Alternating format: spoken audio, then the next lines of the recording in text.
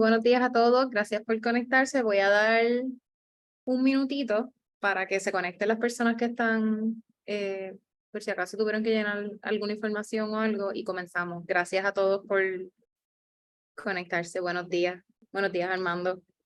Buenos días. Gracias a todos. Claudia Lorenzo me sale 2 veces.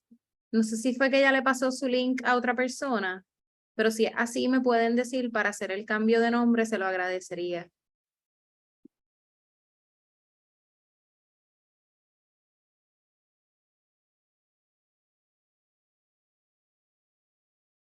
Buenos días a todos los que se han ido conectando. Bienvenidos a la sesión 16.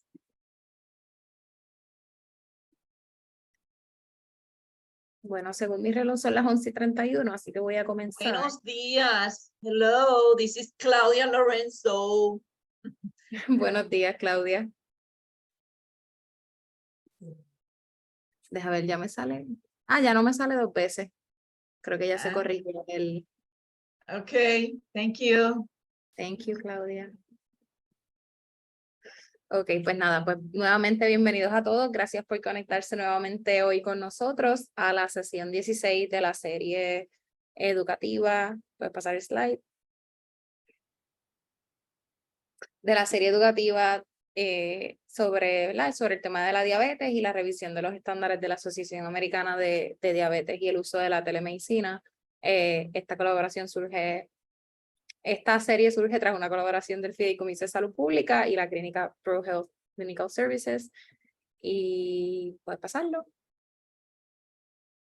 Como siempre, abro un pequeño espacio para presentarnos los que, ¿verdad? De dónde vienen, de dónde nos acompañan, cuál es su especialidad. El tema de hoy es enfocado en pediatría, así que nos gustaría saber si hay alguien aquí que sea pediatra o que nos compartan relatos o retos que hayan tenido atendiendo a la población pediátrica en sus clínicas de medicina primaria, porque reconocemos que van muchos niños a las clínicas de medicina primaria, así que pues para dejarles saber que ese es el enfoque de hoy y que nos encantaría escuchar sus experiencias. Y pues abro el micrófono para cualquier persona que se quiera presentar, o pueden escribir en el chat y yo lo leo también. Confirmando que sí, tenemos pediatras registrados en la serie. Ya Nidiana nos pudo confirmar, así que esperemos que, si no han llegado, espero que lleguen pronto a esta sesión para que pueda, ¿verdad?, aportar a la sesión. Gracias. Bueno, a ti por la información.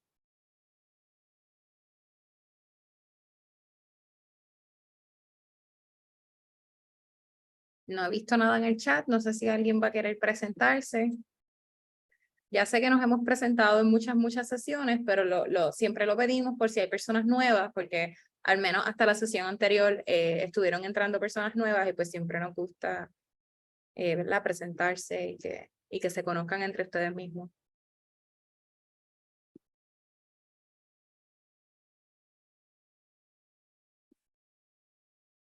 Si no hay nadie, el chat va a estar abierto toda la sesión. Pueden presentarse por el chat.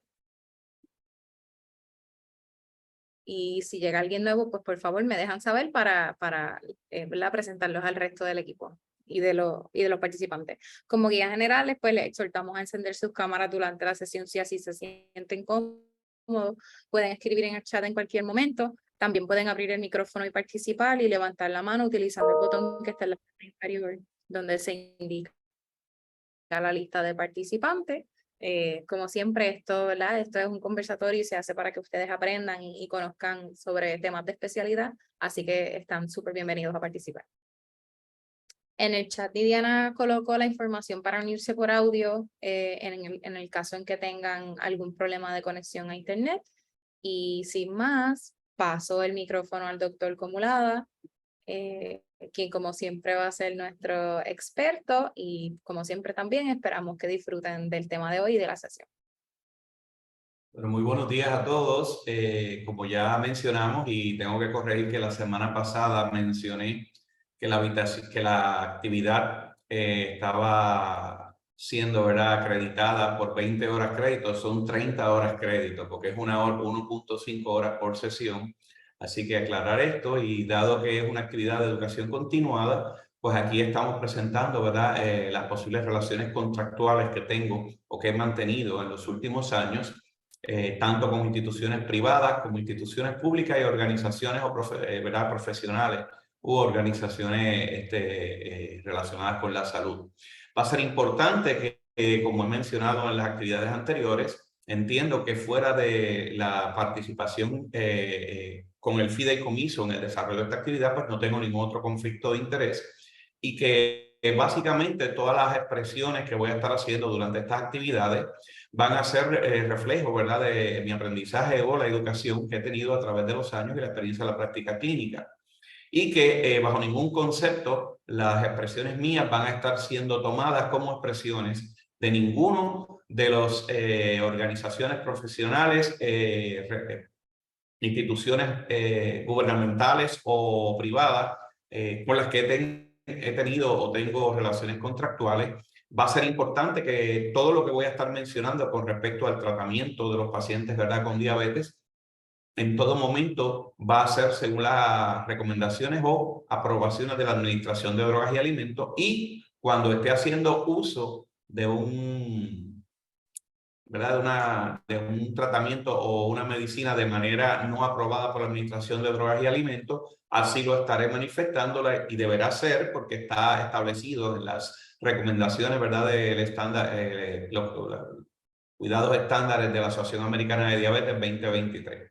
Así que sin más preámbulo, vamos a pasar al próximo tema, que tengo que hacer otro disclosure. Yo no soy pediatra, así que todo lo que voy a estar hablando hoy va a ser en base específicamente a lo interpretado, ¿verdad?, de la lectura y el repaso de la Asociación del Standard of Care de la Asociación Americana de Diabetes, y de la poca experiencia que he tenido tanto en el setting de entrenamiento como en la práctica profesional, viendo pacientes pediátricos y adolescentes, porque aunque no soy un endocrinólogo pediátrico, pues en ocasiones hemos tenido que asistir y ayudar a algunos clínicos, y siempre que tengamos la disponibilidad, pues vamos a estar a la orden. No obstante, agradeceré que cualquier comentario de la facultad pediátrica que esté participando, pues va a ser bienvenido. Y de igual manera, si digo algo que desde el punto de vista de las organizaciones profesionales de la pediatría, pues está en conflicto, pues estamos bien a aclarar la información con aquellos pediatras que estén disponibles. Así que vamos a ir rápidamente a lo que van a ser los objetivos de la charla. Vamos a, de manera general, repasar, ¿verdad?, algunos aspectos generales del manejo de los pacientes con diabetes en la edad pediátrica y adolescente. Luego de eso vamos a estar entrando primeramente en lo que son las recomendaciones del cuidado para niños y adolescentes con diabetes tipo 1, ¿okay? Y luego vamos a estar resumiendo las mismas recomendaciones según los estándares de cuidado de la Asociación Americana de Diabetes para el 2023 de la población de niños y adolescentes con diabetes mellitus tipo 2. Y esto va a ser importante porque es un elemento que ha tomado mucho auge probablemente en esta última década, donde ha habido un aumento significativo en la incidencia y en la prevalencia, tanto de niños, ¿verdad?, con sobrepeso, obesidad y diabetes tipo 2, que antes pues casi no se veía. Así que va a ser algo interesante.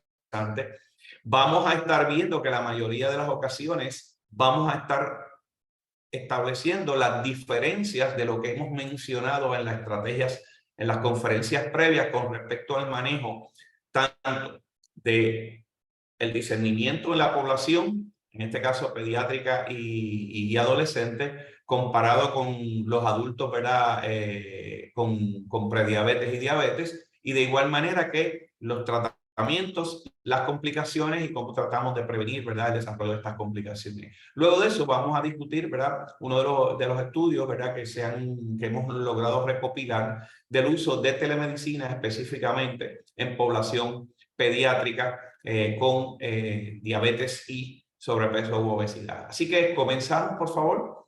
próxima diapositiva, va a ser importante que cuando hablamos de población pediátrica y adolescente, ¿verdad? Estamos hablando de individuos que tienen menos de 18 años. Y va a ser importante que en esta población vamos a tener que alterar la manera en que tratamos principalmente esta población debido, ¿verdad?, a las características específicas que tiene la población pediátrica.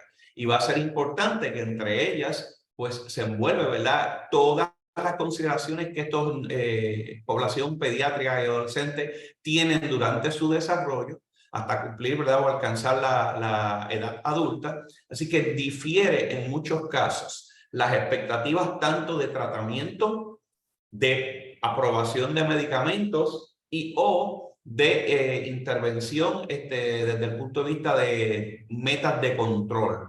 ¿Ok? ¿Por qué? Porque una de las cosas que no se quiere alterar es precisamente el desarrollo cognitivo y las diferentes capacidades o etapas del desarrollo del niño adolescente y de adolescente adulto. Va a ser importante que cuando hacemos la evaluación comprensiva de estos pacientes, ¿verdad?, con diabetes, vamos a tener la necesidad de revisar todas aquellas otras características que requiere la evaluación de ese niño o ese adolescente, ¿verdad?, durante el cuidado pediátrico, incluyendo y no limitándose a las vacunas, inmunizaciones, prevención de otras enfermedades y estrategias de manejo en cuanto a sobrepeso, alimentación, etcétera, según las recomendaciones, ¿verdad?, del Centro Nacional para el Control de Enfermedades de los Estados Unidos, el CDC, por las siglas en inglés. Perdón, disculpen. También vamos a estar hablando un poquito, ¿verdad?, de las recomendaciones del uso, ¿verdad?, de la telemedicina en base a la evidencia clínica. Y un punto bien importante es que la mayoría de las estrategias que vamos a estar conversando en la población pediátrica no vienen de estudios clínicos randomizados, sino que en la mayoría de estos casos se transpola, ¿verdad?, la información obtenida en adultos y se utilizan las recomendaciones o evaluaciones de expertos en el área pediátrica para decidir si es conveniente o no utilizar estas estrategias de tratamiento o metas de control. Próxima.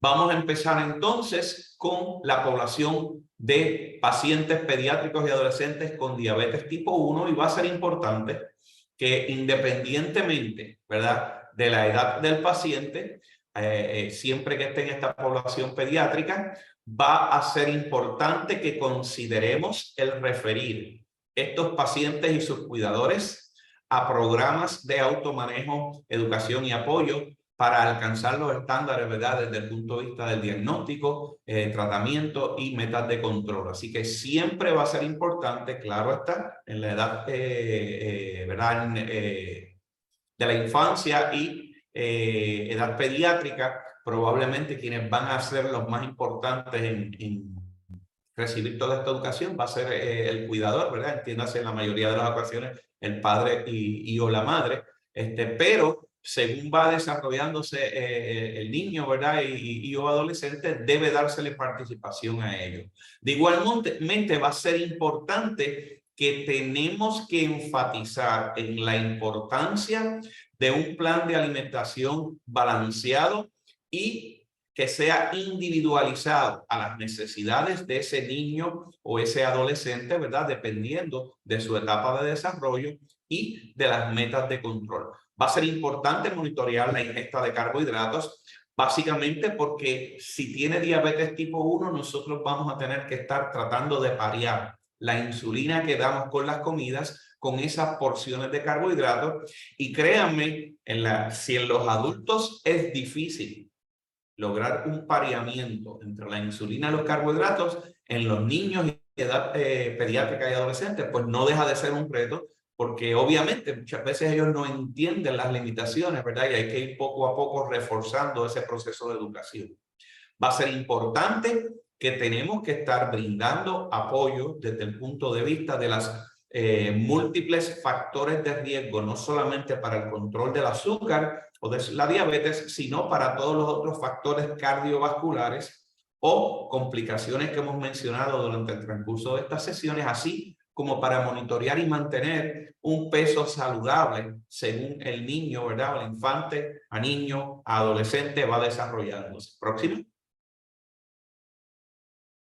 Va a ser importante que de igual manera la necesidad y el refuerzo en cuanto a promover la actividad física y el ejercicio debe ser parte del plan de tratamiento y tratar de limitar ¿verdad? El estilo de vida sedentario que en muchas ocasiones con esta situación ahora de los videojuegos, principalmente cuando son videojuegos sentados, pues nos crea, ¿verdad?, un reto grande. No obstante, gracias a la innovación en la tecnología, muchas de estas plataformas para juegos digitales ahora también envuelven la utilización de juegos ¿verdad? que lleva a cabo el participante de una forma activa físicamente, así que se debe tratar de reforzar, ¿verdad?, esa actividad física por lo menos 60 minutos de ejercicio aeróbico moderado a vigoroso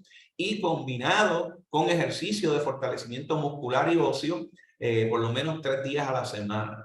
Va a ser importante que durante estas actividades de ejercicio se esté monitoreando adecuadamente antes, durante y luego de la actividad física los niveles de glucosa para tratar de identificar, prevenir y tratar acertadamente episodios de hipoglucemia o de hiperglicemia en esta población que muchas veces la vemos más comúnmente, ¿verdad?, en esta población pediátrica con diabetes tipo 1. Y básicamente requiere muchas veces ajuste o de disminuir o de aumentar los niveles de insulina dependiendo del tipo de actividad y la cantidad de actividad que realiza. Va a ser importante que las metas de control glucémico deben ser compartidas tanto entre el paciente, ¿verdad?, principalmente ese paciente niño en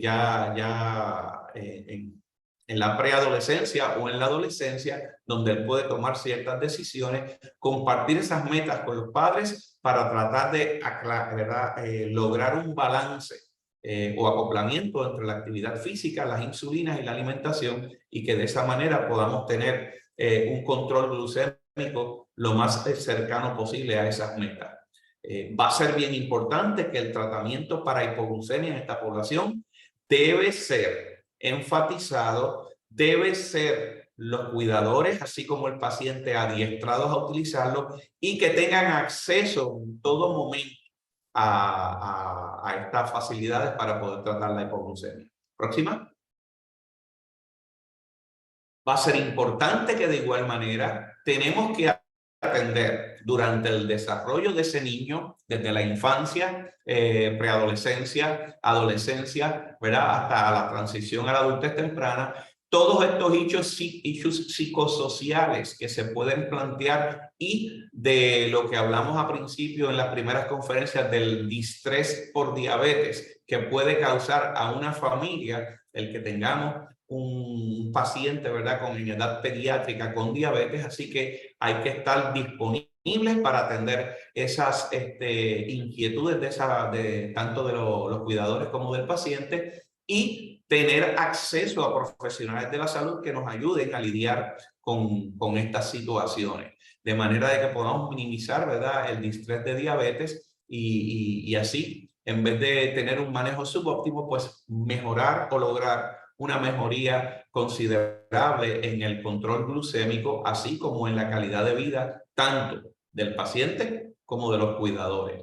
Va a ser importante que los profesionales de la salud deben tener la responsabilidad de evaluar su población pediátrica y adultos para estar seguros desde el punto de vista del acceso a comida, el acceso a un hogar y facilidades adecuadas para su desarrollo, desde el punto de vista de literacia, ¿verdad?, de cuando estamos tratando de educar con respecto a la salud, así como barreras financieras y determinantes sociales que puedan aportar, ¿verdad?, a cumplir o no cumplir con el tratamiento recomendado y que va a afectar la toma de decisiones en cuanto al tratamiento de esa población. Próxima.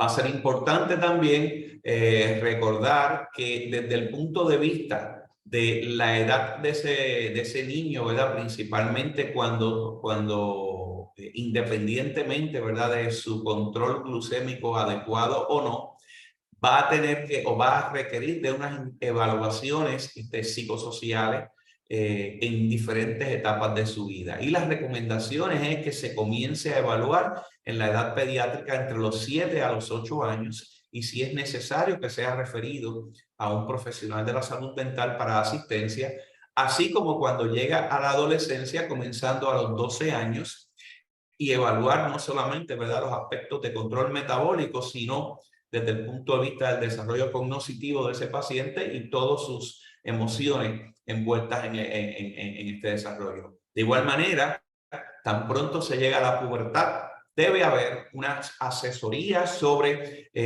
¿verdad?, la preconcepción y tratar de evaluar estrategias para ayudar a prevenir embarazos, ¿verdad?, en edad pediátrica o de adolescencia.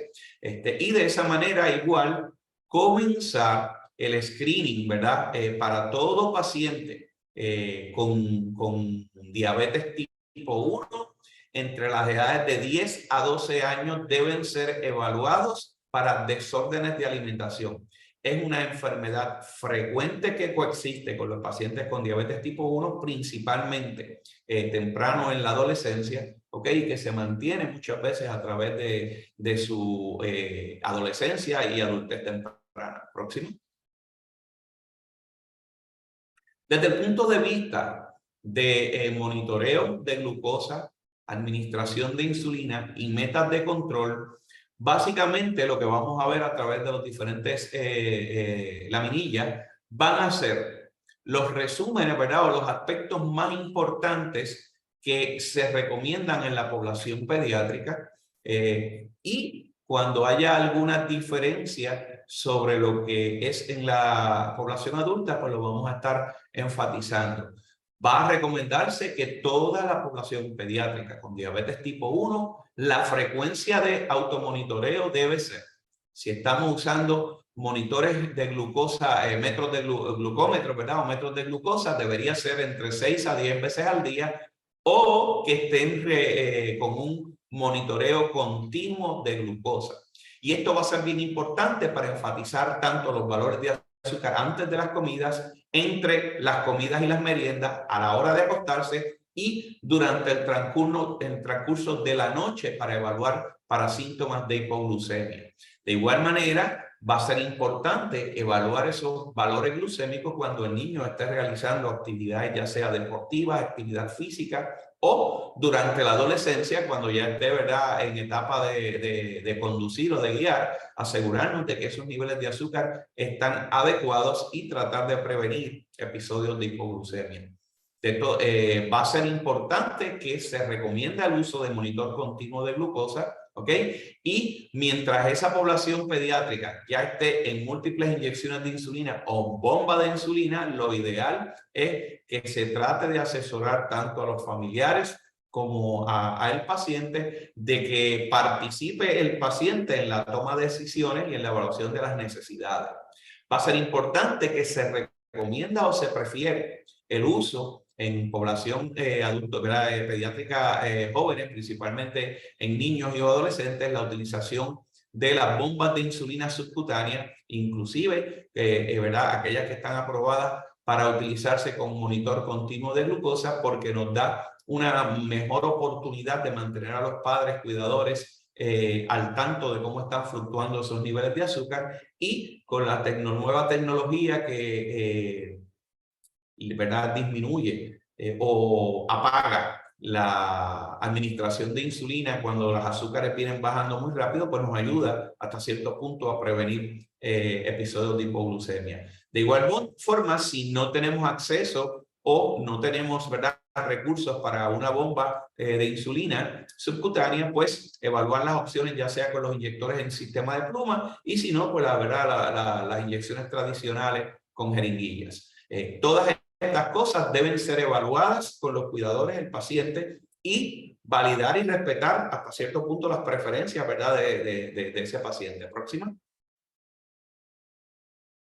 Va a ser importante que desde el punto de vista de metas de control vamos a tener la recomendación en términos, y esto va a ser bien importante, en términos generales en la población pediátrica y adolescente, vamos a buscar una meta de hemoglobina glicosilada de menos de 7%, ¿ok? No obstante, vamos a tener episodios donde vamos a ser menos estrictos, ¿ok? Principalmente cuando tenemos episodios recurrentes de hipoglucemia, principalmente durante las etapas de la infancia, ¿verdad?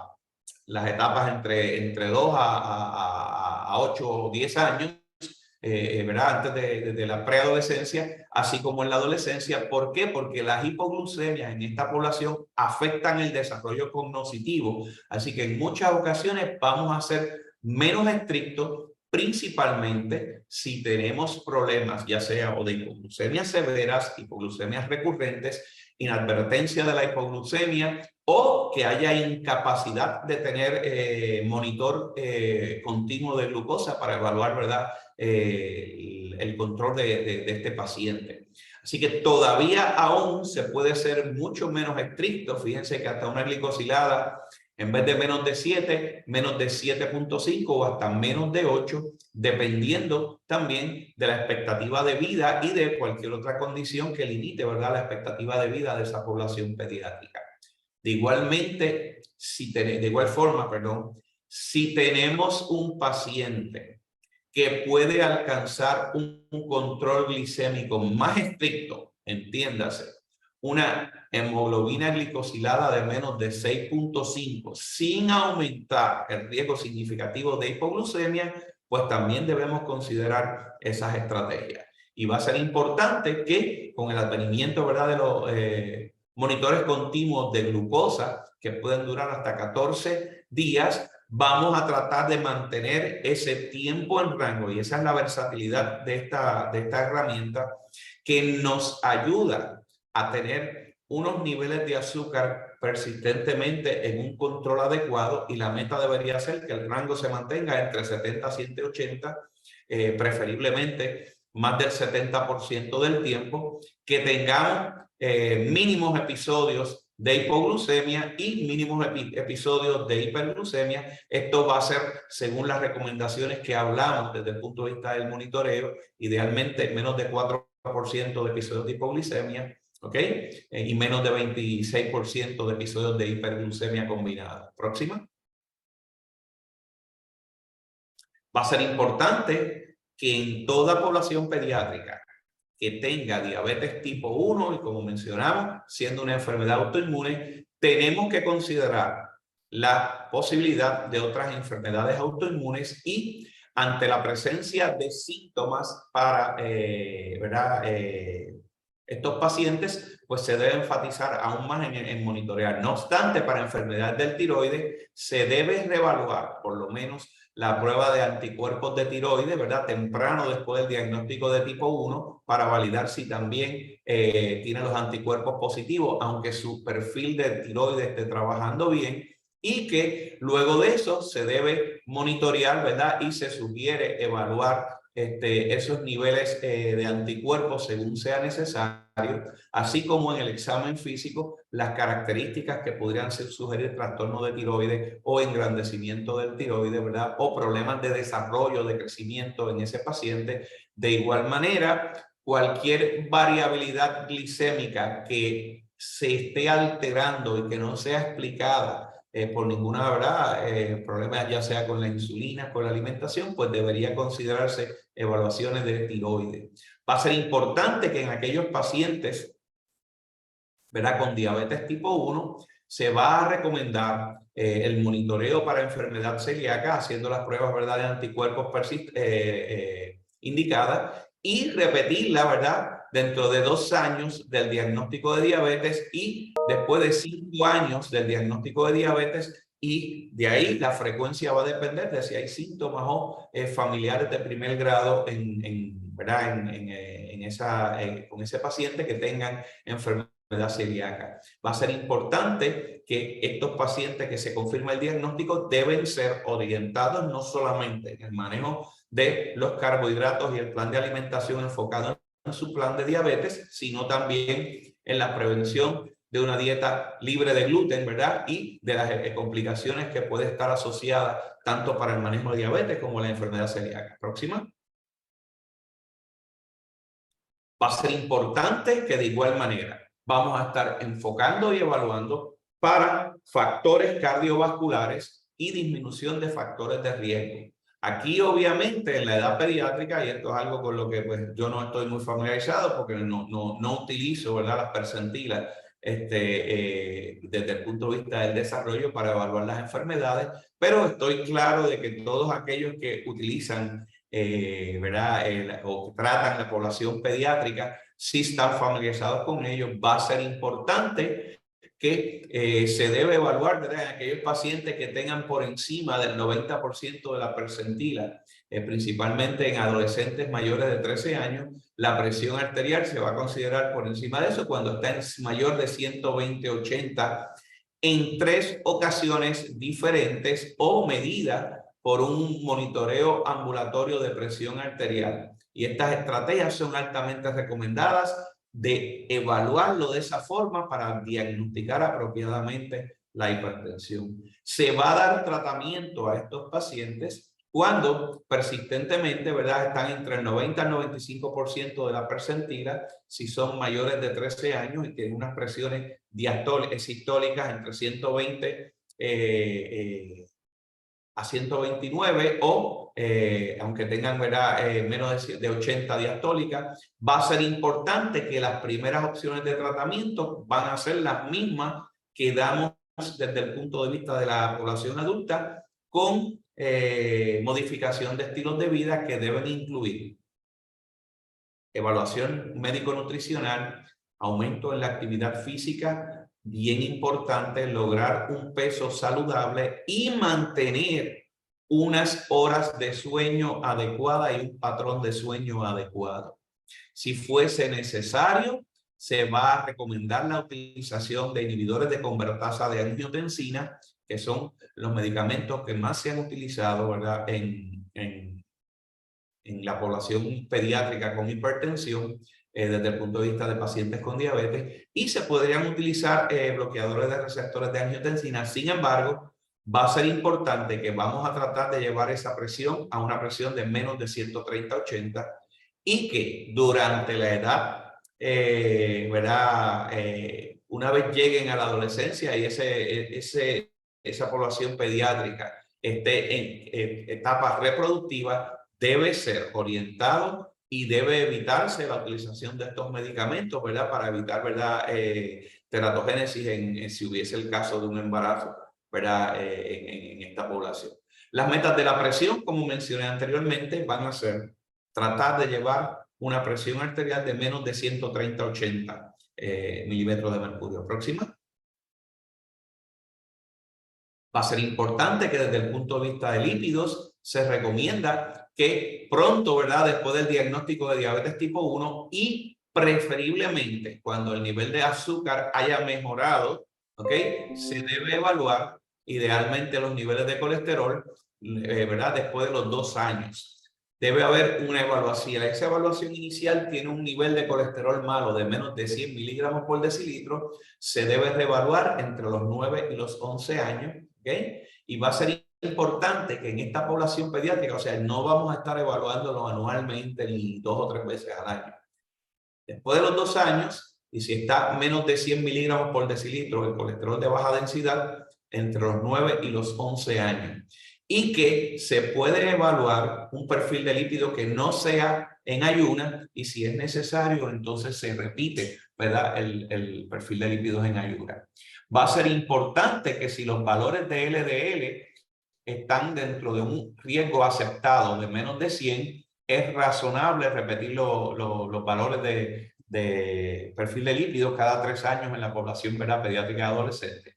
Va a ser importante que si están en parámetros anormales o que requieran intervención, la base del tratamiento va a ser igual que en la población adulta, enfatizar en la modificación de estilos de vida, aquí siendo un poco más estricto en la distribución de grasas, tanto grasas totales como grasas saturadas, limitar el colesterol a menos de 200 miligramos por decilitro y tratar de que por lo menos el 10% de las calorías vengan, ¿verdad?, de grasas monosaturadas, que sabemos que son las grasas que van a ayudar también al desarrollo y que se consideran, ¿verdad?, grasas saludables o buenas.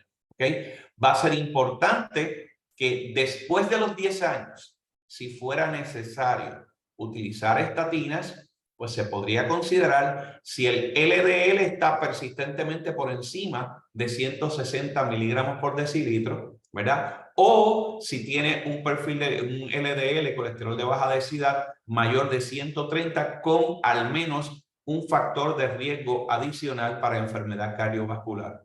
Y esto es algo que es sumamente importante que evaluemos y que asesoremos a nuestra población con diabetes tipo 1 en edad pediátrica y adolescente, porque se están viendo múltiples casos de pacientes en edades adultas, jóvenes, ya con enfermedad cardiovascular. Y obviamente sabemos que el historial de la aterosclerosis viene a través de la vida asociada principalmente a, como mencionamos, niveles elevados de LDL, niveles elevados de presión arterial y niveles elevados de azúcar. Así que es importante que en la población pediátrica y adolescente vamos a enfatizar la meta de LDL, igual que en la población adulta, menos de 100 miligramos por decilitro es lo que se considera un valor saludable.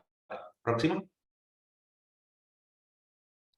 Va a ser importante que desde el punto de vista de otras complicaciones tenemos que evaluar, ¿verdad?, principalmente esos niños, y es importante, tanto los preadolescentes como adolescentes, para el riesgo de fumar, tratar de evaluar y en cada visita hablar y compartir con esa población, tanto el paciente como los cuidadores, sobre los riesgos, ¿verdad?, y daños que puede ocasionar el fumar a esa población. Y en todo momento enfatizar en la importancia de evitar fumar y aquellos que fuman, entonces asesorarlos y aconsejarlos a dejar de fumar e inclusive no fomentar el uso del cigarrillo electrónico, ¿ok? Bajo ninguna circunstancia esa debería ser una opción.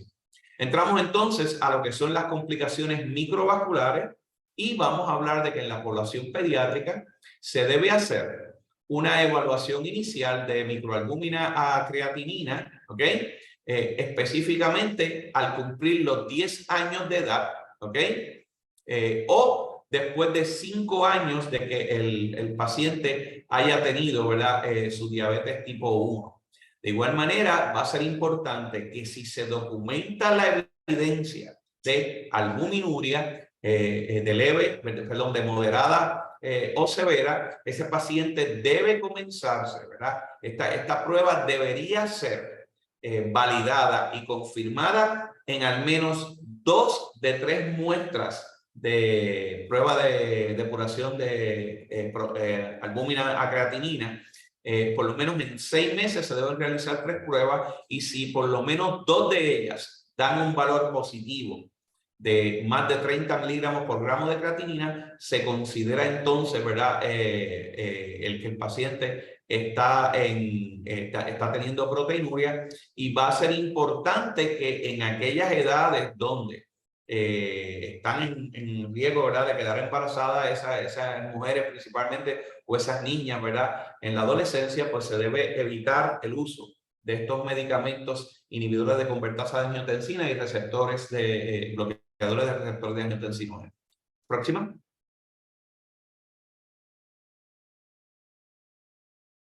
Va a ser importante que la retinopatía diabética, de igual manera, debemos evaluarla, ¿verdad?, durante ese paciente joven con diabetes, idealmente entre 3 a 5 años ¿verdad? De haber tenido su diabetes tipo 1 y en la mayoría de las veces otra vez debe ser evaluada a los 11 años cuando ha alcanzado la pubertad y de igual manera, ¿verdad? Va a ser importante que de ahí en adelante las recomendaciones van a ser que si el examen está normal por lo menos 2 años consecutivos y su nivel de glucosa es aceptable, pues se evalúe cada 2 años. De lo contrario, o se puede extender inclusive en la edad pediátrica, ¿verdad? Y adolescente hasta 4 años si tiene un cuidado adecuado del control del azúcar. Y en el caso de la población pediátrica, fíjense que la glicosilada se considera ahí para la evaluación de retinopatía menos de 8 como un control glicémico adecuado. Va a ser importante que el uso de, como hablamos anteriormente, sistemas de fotografía, ¿verdad? Digital y o que se puede combinar con recursos de telemedicina para evaluar la población, ¿verdad? O hacer los seguimientos para retinopatía diabética, pueden ser utilizados siempre que estén utilizándose con herramientas que estén validadas, ¿verdad? Para ese propósito. Desde el punto de vista de neuropatía, el cuidado de los pies anual debe comenzarse durante el desarrollo de la pubertad o después de los 10 años, lo que ocurra primero, y de ahí en adelante debería ser cada 5 años. De igual manera, debe incluir ese examen una inspección del pie, evaluación de los pulsos y las pruebas que mencionamos en la vez pasada sobre la sensación, ¿verdad? de pinchazón y suavidad, así como el monofilamento, la vibración y los reflejos tendinosos profundos. Próxima.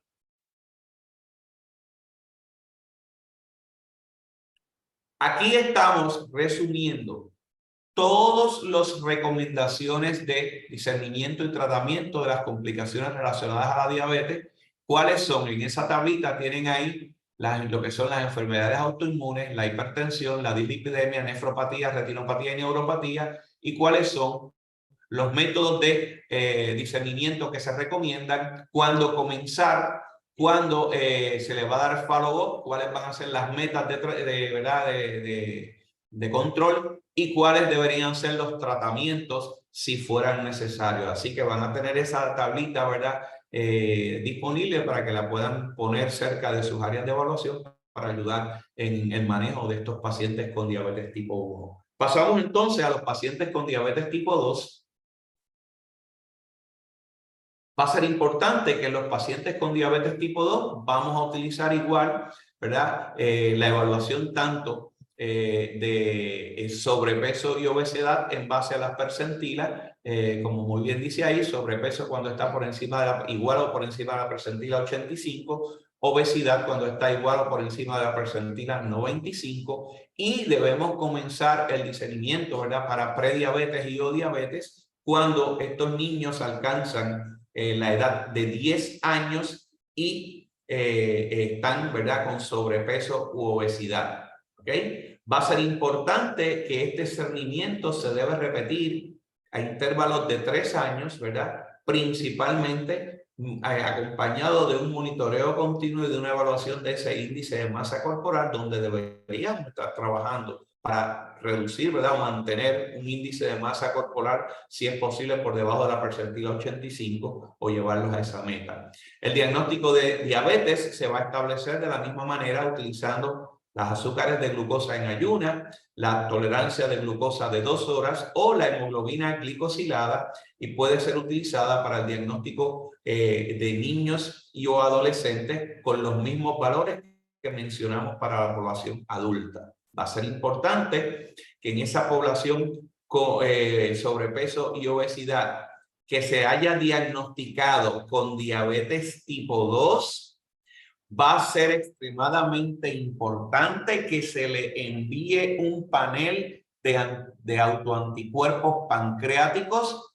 para descartar la posibilidad de que vaya a tener una diabetes autoinmune, o sea, que sea realmente un paciente con diabetes tipo 1 y que a lo mejor porque esté sobrepeso obeso, estemos pensando, ¿verdad?, de que tiene diabetes tipo 2. Próxima.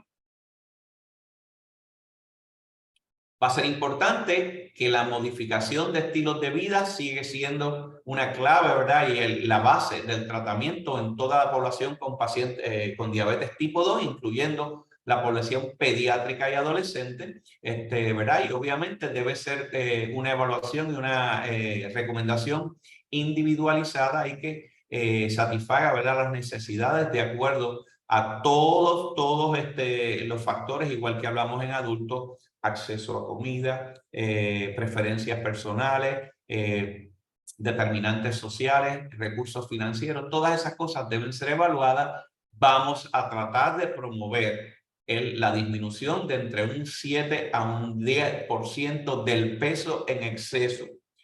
Y esto es un factor bien importante porque acuérdense que en la población pediátrica, si yo tengo una persona que está sobrepeso u obesa y va aumentando su desarrollo, no necesariamente tengo que tener una disminución en peso significativa porque van a ir aumentando, ¿verdad?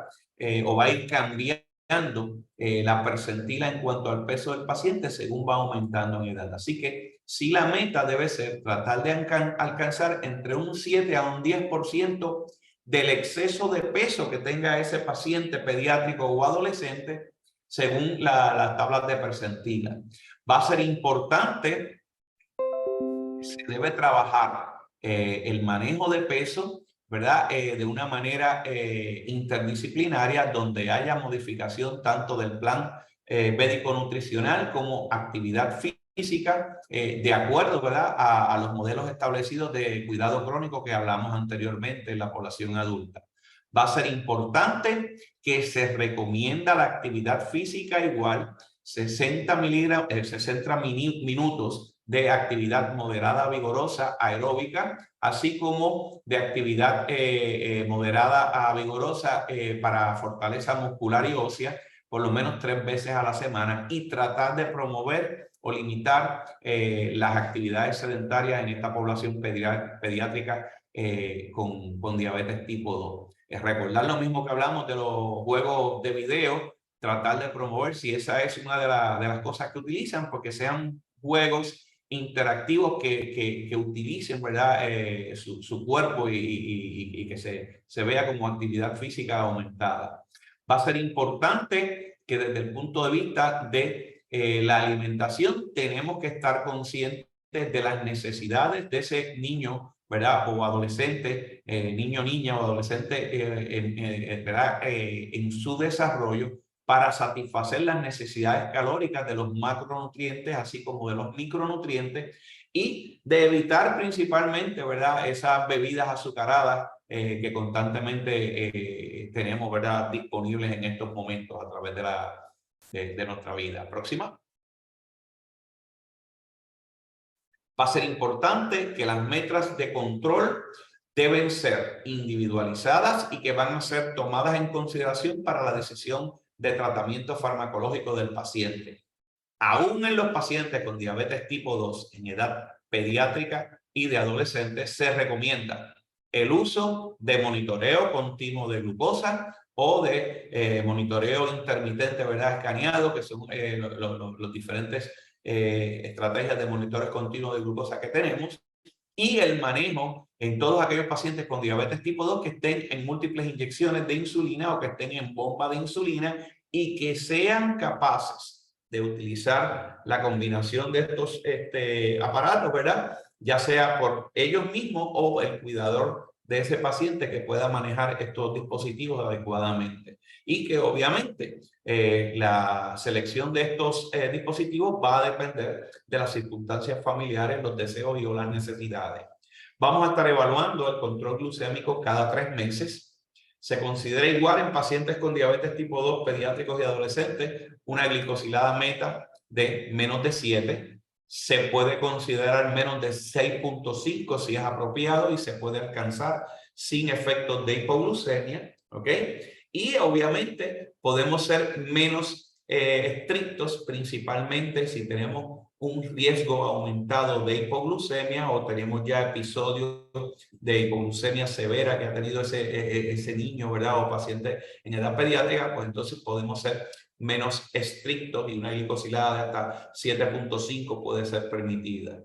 Va a ser importante que usualmente, ¿verdad?, en los pacientes con diabetes tipo 2 en edades pediátricas, que no, ¿verdad?, si están en insulina, hay que ser individualizar la terapia para minimizar el riesgo de hipoglucemia, pero muchas veces vemos menos episodios de hipoglucemia que en aquellos pacientes con diabetes tipo 1. Próxima.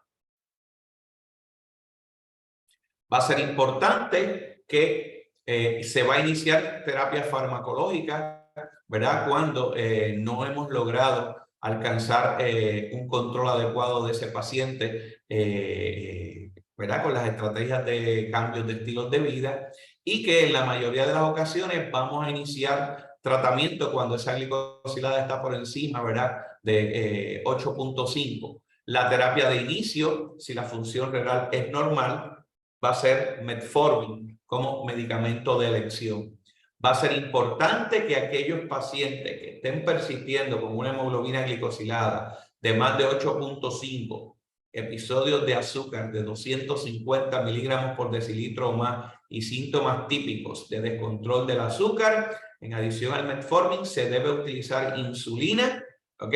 Y titular, si va a ser insulina basal sola con metformin o insulina múltiples inyecciones más metformin, debe ser instruido ese paciente a cómo vamos, o los cuidadores de cómo va a ser esa estrategia de utilización de insulina. Aquellos pacientes que estén o que desarrollen cetoacidosis deben ser tratados con insulina, ¿ok? Si están en una cetoacidosis diabética, deben ser tratados con insulina de manera intravenosa o subcutánea, preferiblemente en un hospital, como hablamos cuando hablamos, ¿verdad?, de complicaciones agudas. Y una vez se solucionó el problema de la acidosis diabética, el metformin puede ser iniciado, ¿ok?, en conjunto con la terapia de insulina.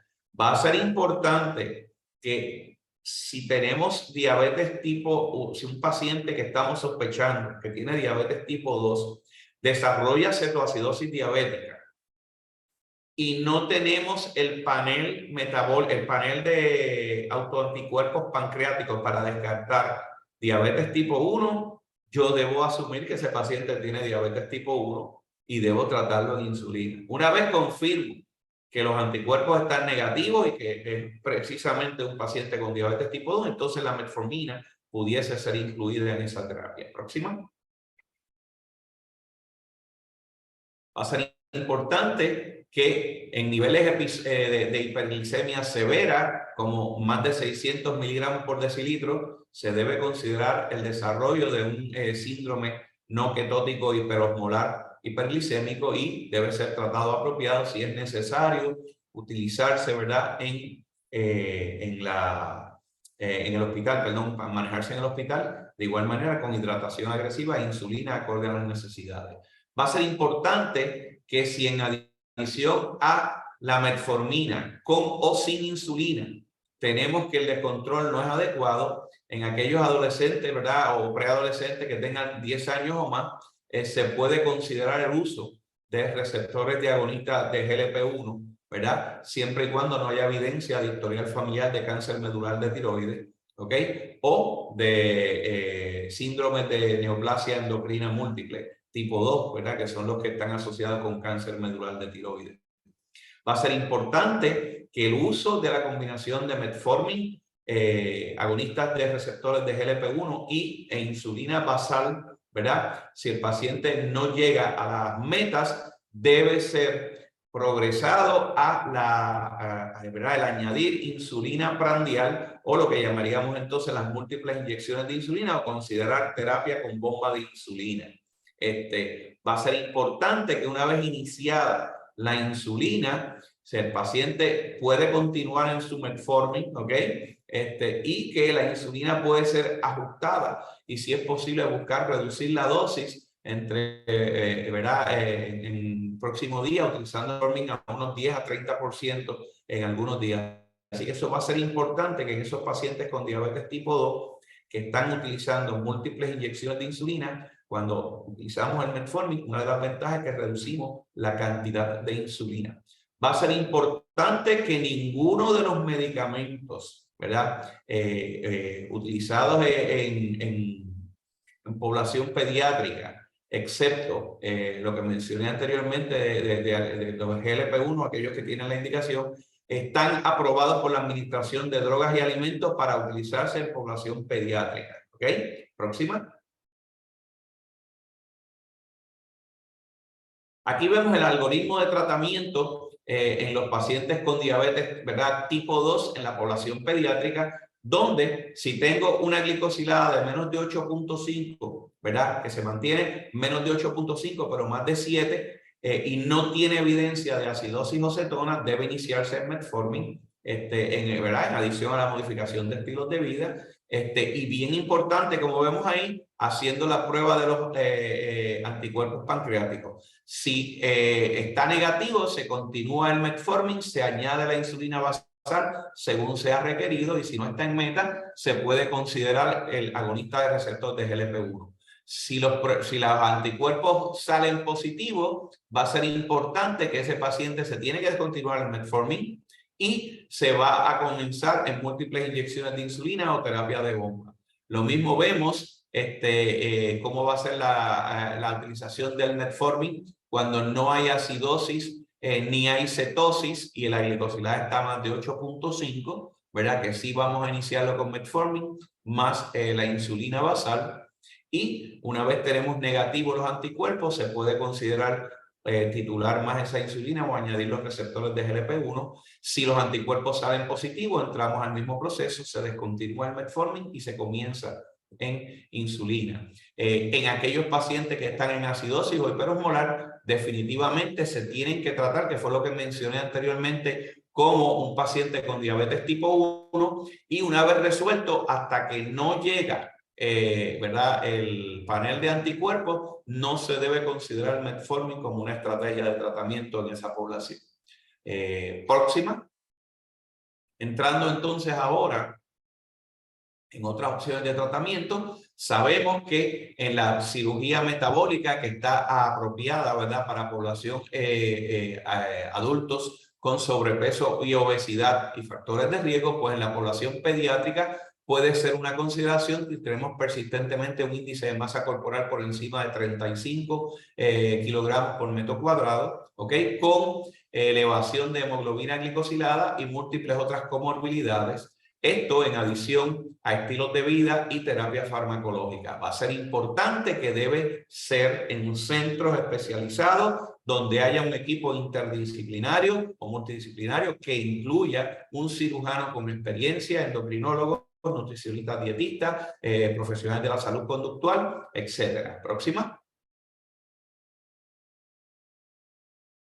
Desde el punto de vista de la prevención y manejo de enfermedades o complicaciones de la diabetes, lo mismo aplica para la presión. No voy a ser tan repetitivo, las recomendaciones son similares a las que vimos en los pacientes con diabetes tipo 1, así que la tienen ahí para su referencia. La meta debe ser menos de 130/80, en aquellos que persistentemente recordar la medida de la presión por lo menos en 3 ocasiones diferentes, ¿ok?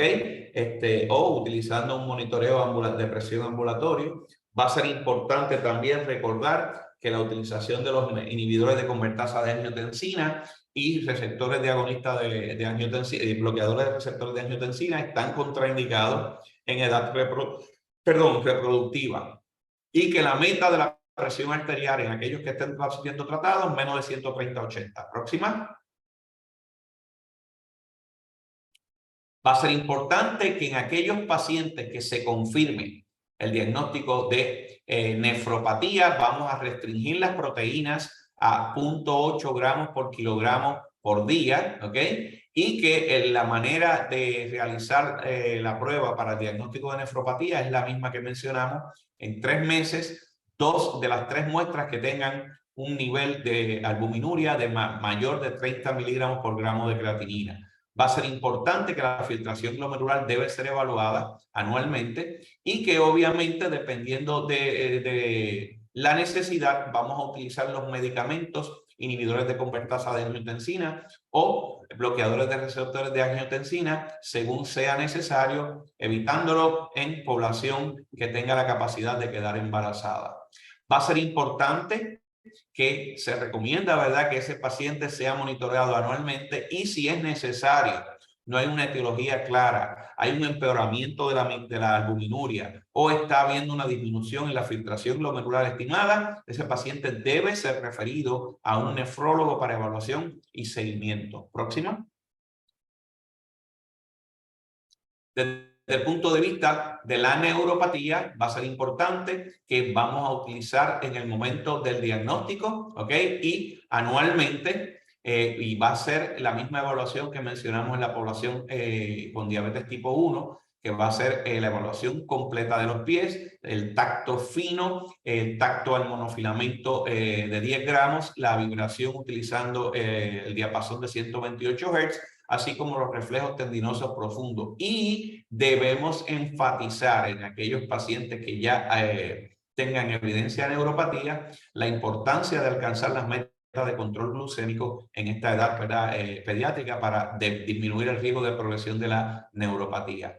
Retinopatía diabética, pues básicamente las recomendaciones también son similares. Se recomienda, ¿verdad?, que en ese paciente con diabetes tipo 2 en edad pediátrica o adolescente, se haga en el momento del diagnóstico, se haga, ¿verdad?, se optimice el control glucémico para disminuir la progresión y que si las metas de control glucémico están adecuadas, se puede cambiar a cada 2 años. Y de igual manera, el uso de la telemedicina o de los programas de fotografía digital de retina, siempre y cuando estén utilizándose bajo una herramienta validada, pues pueden ser recomendadas para tener mayor acceso a esta evaluación. Próxima.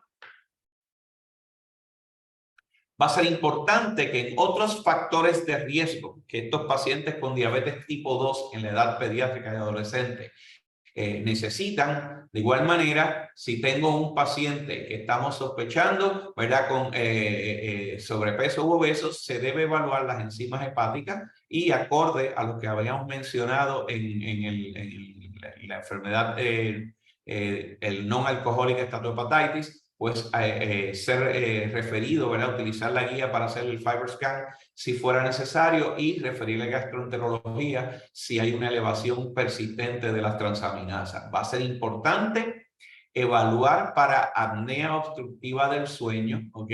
Y si ese niño está o ese adolescente está teniendo episodios de ronquido o problemas para dormir, que se le haga un estudio formal y sea tratado acorde a los resultados de ese estudio de apnea del sueño. De igual manera, en aquellas muchachas con sobrepeso o obesidad, diabetes tipo 2, aún que estén en un peso saludable, se debe evaluar, ¿verdad?, para enfermedades del síndrome de ovario poliquístico y si es necesario y se identifica, utilizar la combinación, ¿verdad?, de agentes orales contraceptivos para ayudar y asistir en la regulación de su ciclo menstrual. Es importante que la metformin, ¿verdad?, en adición a los estilos de vida, ha demostrado ayudar a mejorar el ciclo menstrual en la mujer y en aquellas mujeres que tienen evidencia de hiperandrogenismo, en ocasiones pues también nos ayuda a regular el ciclo y a convertir ese ciclo menstrual irregular en un ciclo ovulatorio. Precaución con esto en las adolescentes con capacidad de quedar embarazadas, porque si no tienen una asesoría y están siendo activas sexualmente, tienen un riesgo de quedar embarazadas. Así que es importante toda esa prevención y educación. Próxima. Vamos a ver aquí desde el punto de vista de riesgo cardiovascular. De igual manera, vamos a intervenir con tratar de mejorar el peso, alcanzar un peso saludable, controlar la dislipidemia, controlar la hipertensión y controlar los niveles de azúcar para evitar lo que dije anteriormente, una enfermedad prematura cardiovascular en la población con diabetes tipo 2 en edad pediátrica o adolescente. Vamos a evaluar, ¿verdad?, el perfil de lípidos, ¿verdad?, y se debe reevaluar anualmente las metas de tratamiento deberían ser el LDL menos de 100 miligramos por decilitro, el HDL más de 35 miligramos por decilitro y los triglicéridos más de 150 miligramos por decilitro. Si no tenemos, si tenemos un perfil de lípidos que está anormal, debemos tratar de optimizar la terapia control glicémico. Esto va a afectar los triglicéridos y puede impactar negativamente los otros parámetros también. Enfocarnos en la terapia médico-nutricional, ¿ok? Y obviamente, si es necesario, después de 6 meses, esos pacientes están persistentemente con niveles elevados de LDL, más de 130 miligramos por decilitro, a pesar de estar siendo cumplidor con la modificación de estilo de vida, se podría considerar la utilización de estatinas, ¿verdad? Para llevar esa meta de LDL a menos de 100 miligramos por decilitro. No obstante, recordar que en mujeres de edad reproductiva, las estatinas también están contraindicadas y deben ser educadas al respecto y tomar estas estrategias de educación y tratamiento. Si tenemos población pediátrica que en un control glicémico adecuado persiste con triglicéridos mayores de 400 o más de 1000, luego de optimizar ese control glicémico se debe considerar la utilización de fibratos para reducir el riesgo de pancreatitis, ¿ok? Principalmente cuando los triglicéridos están por encima de 1000. Así que es extremadamente importante esto. Próxima. Va a ser importante que no se recomienda de rutina evaluaciones de función cardíaca como electrocardiogramas, ecocardiogramas o pruebas de estrés en población pediátrica, ¿verdad? O adolescente con diabetes tipo 2 que esté asintomático. De igual manera, recordar que en la población con diabetes tipo 2, en población pediátrica o adulto, tenemos que enfocarnos también en todos los factores psicosociales que hemos mencionado anteriormente, como la inseguridad de comida, una apropiada fuente de vivienda, factores financieros, determinantes sociales que van a afectar la toma de decisiones en cuanto al tratamiento, evaluar para depresión, distrés por diabetes y cómo ayudar tanto a esos pacientes como a los cuidadores en el desarrollo, ¿verdad? De la progresión de la enfermedad y de igual manera hacer evaluaciones para el discernimiento de cigarrillo y evitar el cigarrillo,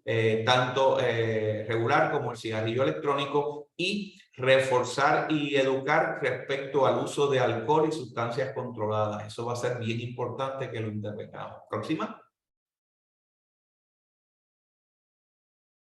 Aquí vemos entonces de manera similar una tabla donde hablamos y resumimos las complicaciones que puede desarrollar el paciente con diabetes tipo 2, cuáles son las maneras de evaluar o ¿verdad? De pruebas de discernimiento para estas condiciones, cuándo se van a comenzar, cuáles van a ser los seguimientos de esas pruebas, cuáles van a ser las metas de control y cuáles son los tratamientos recomendados de acuerdo a los estándares de cuidado de la Asociación Americana 2023. Próxima. No olvidarnos, ¿verdad? No olvidarnos de que toda la evaluación que hablamos en los pacientes con diabetes tipo 2 en la edad pediátrica deben incluir todas estas evaluaciones y ¿verdad? Plan de cuidado comprensivo que hablamos para la población adulta, pues debe también enfatizarse en la población pediátrica y adolescente con diabetes tipo 2, considerando todas las diferentes opciones terapéuticas que tenemos que implementar según van apareciendo complicaciones o comorbilidades asociadas.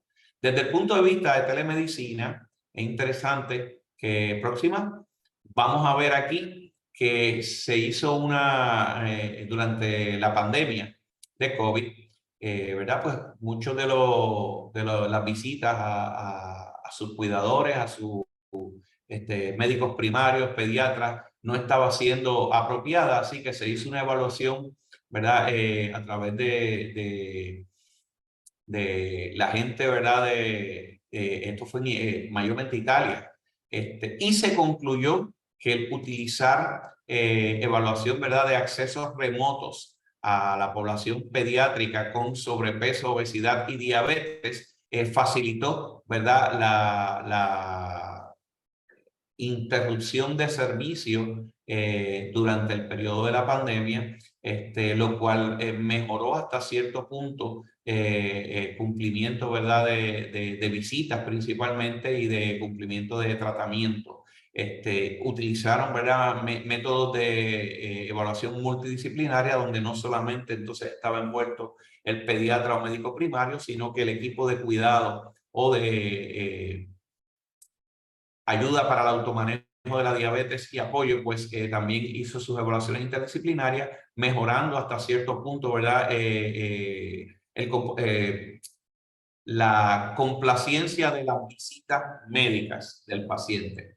La intervención o resultado desde el punto de vista de metas, esta data es limitada y no la tenemos disponible. No obstante, pues también se identifican retos desde el punto de vista de acceder, ¿verdad?, y la tecnología dependiendo de las áreas y la accesibilidad a diferentes facilidades, tanto en poblaciones de escasos recursos, como desde el punto de vista de disponibilidad en centros médicos, etcétera. Así que sigue siendo un reto la utilización de estas herramientas, pero sabemos que por lo menos si tú estás logrando aumentar la participación de las visitas cuando inicialmente ha habido una disminución en ellas, eso pudiese ser un marcador de una posible mejoría.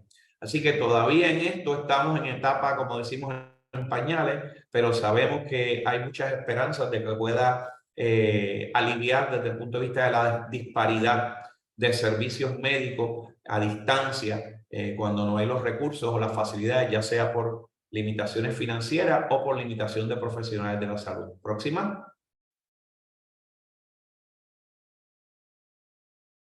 Desde el punto de vista de resumen, la población pediátrica adolescente con diabetes tiene unas necesidades especiales, principalmente como parte de su desarrollo, que requieren modificaciones, cambios, ¿verdad?, en las estrategias o modificar las estrategias de tratamiento, así como las metas de tratamiento. Próxima.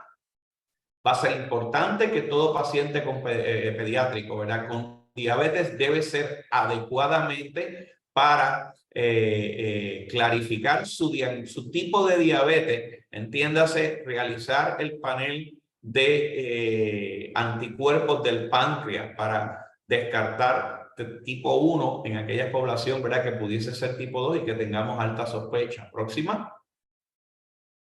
Va a ser importante que las estrategias de tratamiento deben incluir todos los cuidados de rutina, ¿verdad?, pediátricos, así como las evaluaciones de discernimiento, prevención y para el desarrollo de las complicaciones de la diabetes, apoyo desde el punto de vista de cuidado mental y programas de automanejo y nutrición para nuestros pacientes con diabetes. Y finalmente, pues que el uso de la telemedicina, próxima, pues viene a ser una estrategia donde se puede aumentar por lo menos, ¿verdad?, la comparecencia a las visitas, y de esa manera se demostró en este estudio que disminuyó, ¿verdad?, la interrupción de servicios a la población durante la población de la pandemia.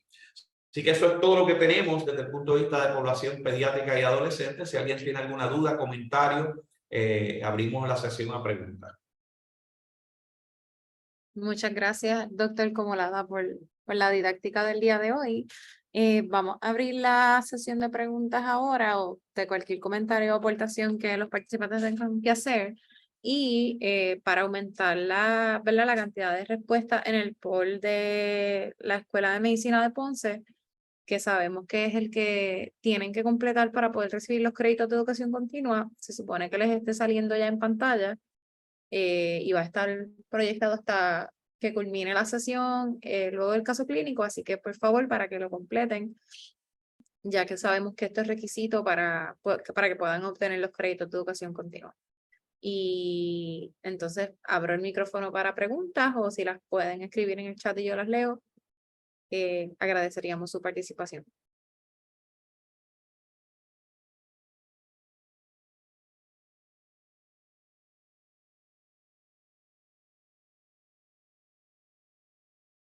No sé si ya tenemos, ¿verdad? Participantes pediatras que sé que habían unos registrados, pero no sé si lograron entrar y que quieran aportar algo adicional también o si tienen preguntas. Y cualquier comentario, como dije, o experiencia que hayan tenido, ¿verdad? De manejo en población pediátrica, pues podemos compartirlo, como mencioné. No necesariamente, a lo mejor no necesariamente yo pueda dar la contestación, ¿verdad? Aquellos que son pediatras, pero si no tenemos la contestación a alguna pregunta que tengan, buscamos la manera de tratar de conseguirla para la próxima sesión.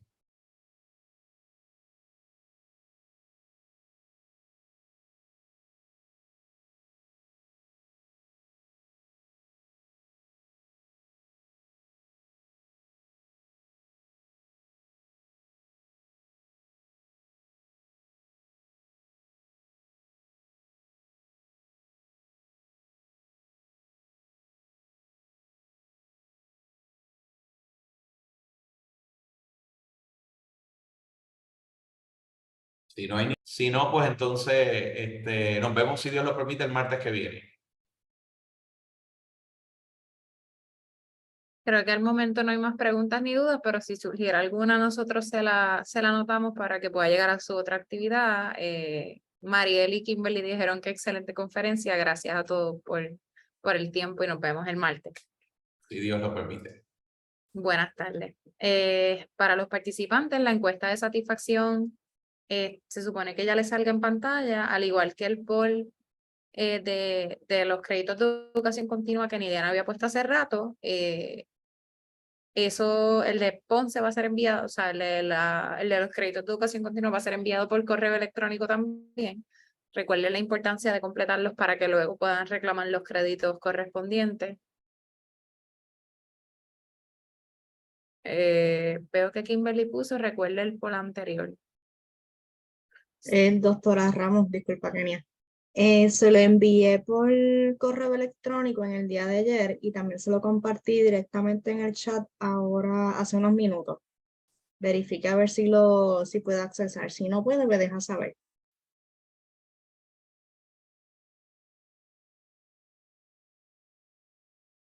Gracias, Lidiana, y gracias a todos los que participaron hoy. Recuerden completar los polls y no sé si quede algo más que decir, pero entiendo que no. Gracias a todos. Voy a dejar, Kenia, voy a dejar la reunión abierta un ratito para que les dé tiempo ver a las personas, a los participantes que puedan completar las encuestas. Gracias. Gracias a todos, buenas tardes. Buenas tardes, buen provecho. Buen provecho. Gracias, igualmente.